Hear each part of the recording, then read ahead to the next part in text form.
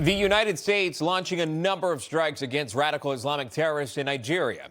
It's in response to the targeting of Christians in that region. And President Trump said in a post on Truth Social, "Tonight at my direction, as Commander-in-Chief of the United States, launched a powerful and deadly strike against ISIS terrorist scum in northwest Nigeria, who have been targeting and viciously killing primarily innocent Christians at levels not seen for many years and even centuries."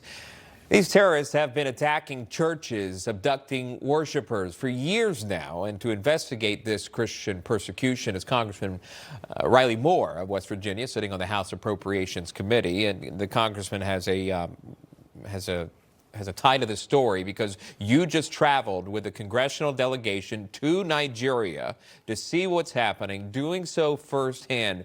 Can you share that with us? Because it's one thing for us to report it, but for someone that was on the ground to see it, what can you share? Yes, and Sean, we went there just the beginning of last month in December, and part of that was at the instruction of the president, who had asked myself and Chairman Tom Cole, the House Appropriations Committee, to investigate what's going on in Nigeria. So we went there, and I will tell you the stories that we got from the ground, talking to internally displaced individuals, Christians who were living in these refugee camps, IDP camps. It was just absolutely heartbreaking. I had met a woman who had all 5 of her children murdered right in front of her. And she was pregnant and was able to escape, had the child in one of these refugee camps. I met another woman who had her husband and 2 daughters murdered right in front of her, and they actually killed her unborn child.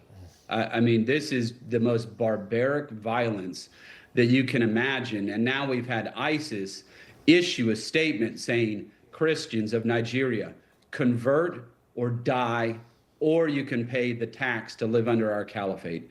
We cannot stand by and allow the slaughter of Christians to continue in Nigeria.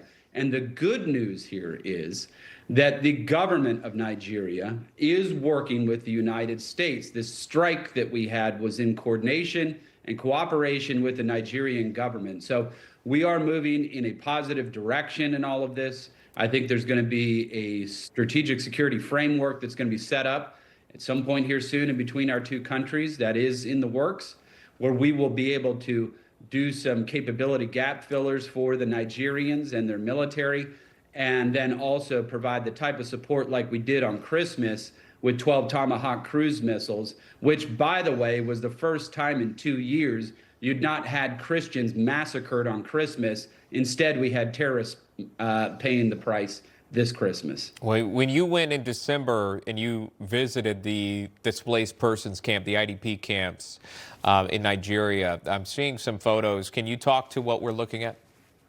Yeah, that woman with the child is actually the one that I just talked about, who had 5 of her children murdered in front of her and was able to escape. That's her right there. And that's all that's left is her and her child, and she's still living in an IDP camp. And to be clear, the Fulani Islamic militants that are in the middle belt of that country, which is where we were visiting these IDPs, they are continually attacking IDP camps as we speak. So for all the naysayers that say this isn't about persecution of Christians and they're not being targeted, then why are they burning down churches? Why are they targeting IDP camps? Why is ISIS saying convert or die?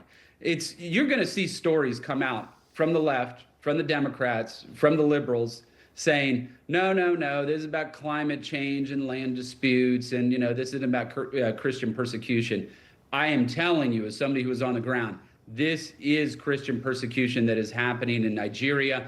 And to be clear, there are all Nigerians that are being killed by these Islamic terrorists, but there is a specific focus on these Christian communities.